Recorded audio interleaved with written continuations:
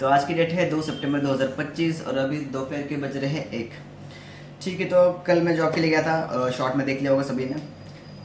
Job के लिए गया था कांजूरमार्ग में। कांजूरमार्ग पड़ता है मुंबई से पीछे, विक्रोली के एक स्टेशन पीछे पड़ता है। ठीक है, ये था कुछ 10 या 15 मिनट की दूरी पर रहेगा।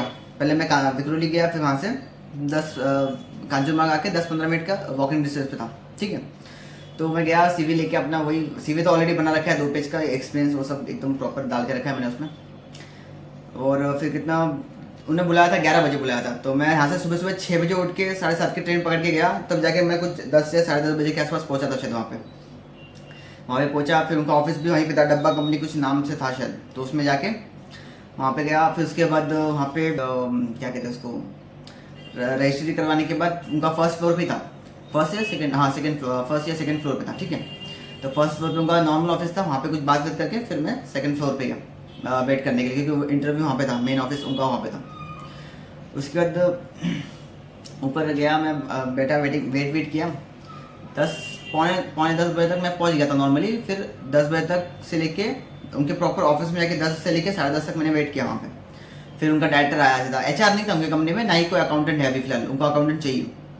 तो फिर मैं बैठा वहाँ पे फिर आधा घंटा वेट करने के बाद उनका डायरेक्टर आया इंटरव्यू लेने के लिए। और फिर इंटरव्यू में बैठा साथ में।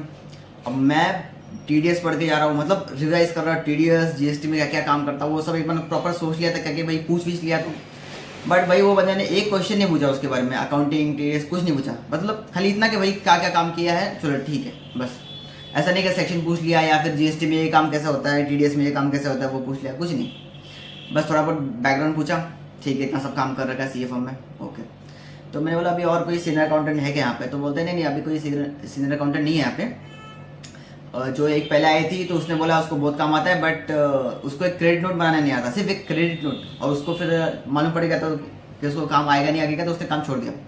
ऐसे 3-4 अकाउंटेंट आए थे, किसी ने 20,000, किसी ने 25,000, किसी ने 30,000, किसी ने 35,000 की सैलरी भी ली, बट 1-2 महीने से ज़्यादा टिक नहीं पाया कोई भी, क्योंकि काम ही नहीं कर पा रहे थे कोई भी। ठीक है, मतलब अपना तो जम जाएगा यार, इतना सब छोटी मोटी चीज़ें तो आपको आती है। इन्वेंट्री भी अपने को ठीक ठाक आता है, उसके बाद अपना टीडीएस पीएफ भी आता है, जीएसटी भी आता है। तो उसके बाद सैलरी नेगोशिएशन चालू हो गया। तो वो बोलते आपका कितना है करंट में? तो मैंने बोला अभी 25 है मुझे यहाँ पे, जहाँ पे मैं काम कर रहा हूँ। मैं कहता हूँ तो यहाँ पे सीडीसी नहीं है, सिर्फ सीधा इन हैंड ही है। तो बोलते ठीक है, तो आपका एक्सपेक्टेशन कितना है? मैंने बोला 30,000 रुपये है मेरा एक्सपेक्टेशंस। तो कहते हैं कि ठीक है 30,000। देखो 30,000 तो नहीं कर पाएंगे, हमारा कंपनी भी अभी नया नया बना है, मतलब वही जो नॉर्मली रहता है कंसर्न होगा सैलरी को लेकर। तो मैंने भी देखा था ऑनलाइन में, 2021 में उनका बना था। और प्राइवेट कंपनी है तो उनका बाकी सारी चीज़ें जो अपने डॉक्यूमेंट्स है, आरओसी कंप्लायंस है, वो प्रॉपर हो रखा है।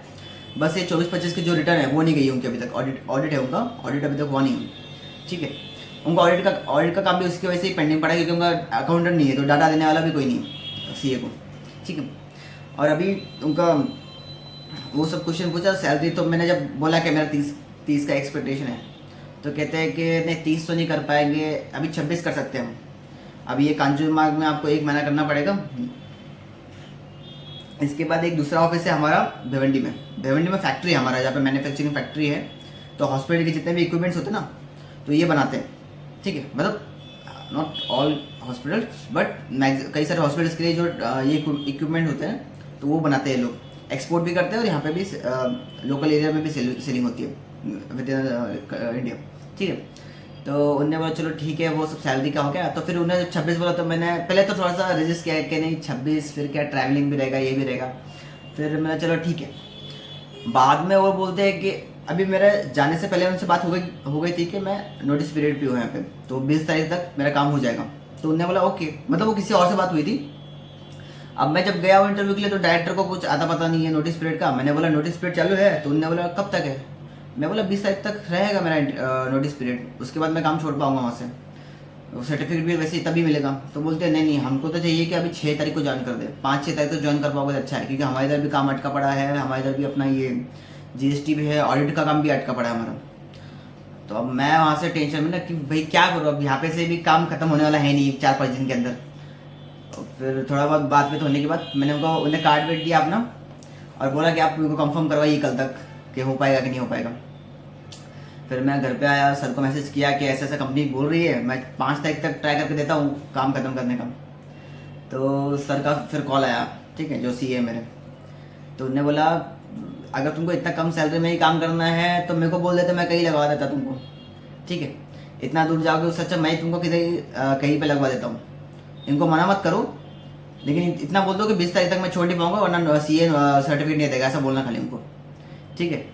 तो 20 तारीख तक काम छोड़ नहीं पाऊंगा, अगर 20 तारीख तक कोई ज्वाइन नहीं करता तो मैं ज्वाइन कर दूंगा, ऐसा बोलूँ उनको, ठीक है। तो फिर एज इट इज़ मैंने कॉल करके शाम में उनको बोल दिया कि 20 तारीख तक छोड़ नहीं पाऊंगा, अगर उसके तब तक कोई अगर ज्वाइन नहीं करता है तो मैं ज्वाइन कर लूँगा फिर।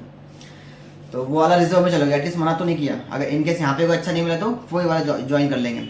मॉर्निंग 9:30 to 6:30 का शिफ्ट है वो, और एक बार वहाँ पे 1 महीना काम करने के बाद यहाँ पे पूरी फैक्ट्री संभालनी है, डेली का 20 लाख का उनका ट्रांजेक्शन होता है डेली का, तो पूरा फैक्ट्री संभालनी है उनकी इतनी बड़ी, वहाँ पे 20 लोग अलग रहेंगे, उसके बाद एक जूनियर अकाउंटेंट भी देंगे मेरे हाथ के नीचे काम करने के लिए, ठीक है।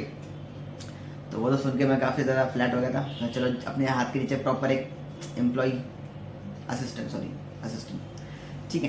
तो फिर वो सब बात होने के बाद अभी मैं घर पे आने के बाद सब सर से भी बात हुआ, वो जो डायरेक्टर था उससे भी बात कर लिया, वो बोलता है ठीक है देखते हैं, अभी कोई ज्वाइन नहीं किया तो मैं कर लूँगा वहाँ पे। उसके बाद उनको भी चाहिए 2-3 अकाउंटेंट चाहिए था वहाँ पे, क्योंकि उनका मेन जो ऑफिस है वहाँ पे भी बिलिंग चाहिए और यहाँ पे भी चाहिए, उनका फैक्ट्री में भी चाहिए अलग से, ठीक है।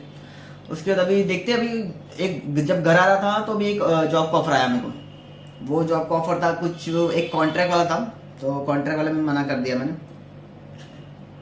बाकी जो दूसरा एक जॉब का था पता नहीं कहाँ का, ये सेवरी कहीं का था, तो फिर वहाँ पे मैंने उनको बोला कि शाम में आप ले लो, उनको फ़ोन पे लेना था इंटरव्यू, बट उनका कुछ कॉल आया नहीं, देखते अभी। तो ये था 26,000 का, ऑलमोस्ट मना ही कर दिया, अब देखते 20 तारीख तक अगर कोई ज्वाइन नहीं करता तो मैं कर लूँगा वहाँ पे ज्वाइन ऑफिस। हाँ चलो देखते हो, कोई और अच्छा मिल गया तो भी ठीक है, नियर बाय मिल गया तो अच्छी बात है, या फिर कोई मिला तो सीधा मुंबई में, मैं वो ट्राई कर रहा था सीधा मुंबई में मिले। अभी तो वहाँ पे ज़रा सा ये चल रहे दंगे नहीं क्या बोलते उसको, प्रोटेस्ट चल रहा है अभी मुंबई में, तो अभी तो ना मिले ठीक है, क्योंकि पूरा रास्ता ब्लॉक है, रोज़ का आने आना लेट हो जाएगा फिर उसमें। चलो देखते हैं अभी, बट इतना ही था, और कोई जॉब का ऑफर आएगा या फिर इंटरव्यू दूंगा तो उसका मैं बताता हूँ, ठीक है। ज़्यादातर जो अकाउंट्स वाला रहता है ना पोजीशन, अगर कोई अकाउंट्स का बंदा इंटरव्यू ले रहा है तो वो आपको क्वेश्चन पूछेगा ऐसे नॉर्मली, वो मैं उसी के लिए प्रिपेयर कर रहा था, बट फिर डायरेक्टर ने लिया तो डायरेक्टर को क्या है कितना ही पता होगा, तो फिर उसने बस अपना बैकग्राउंड थोड़ा पूछ के क्या क्या काम किया है, फिर क्या कंडीशन है वो सब बता दी बस, ठीक है। देखते कोई और इंटरव्यू आएगा तो मैं उसका भी एक्सपीरियंस शेयर करता हूँ, ठीक है। और यह आवाज़ को इग्नोर करना, माइक का भी ट्राई करता हूँ मैं नया लेने का, ठीक है। चलो मिलते हैं।